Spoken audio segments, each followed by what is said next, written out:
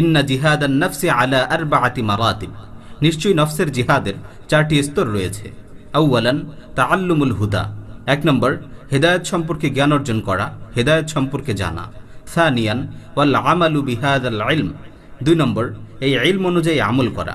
সালিসান ওয়াদ দাওয়াতু ইলাইহি, 3 নম্বর যে ইলম অর্জন করেছে সেদিকে মানুষদেরকে আহ্বান করা।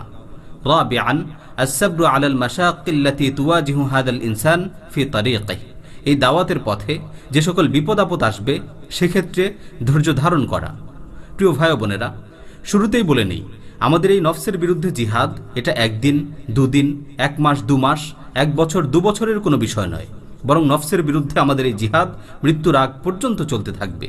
যেমনি ভাবে আল্লাহ সুবহানাহু ওয়া তাআলা পবিত্র কালামে মাজিদে ইরশাদ করেছেন, ওয়া'বুদু রাব্বাকা হাত্তা ইয়াতিয়াকাল ইয়াকিন, তুমি মৃত্যুর আগ পর্যন্ত তোমার রবের ইবাদত করতে থাকো।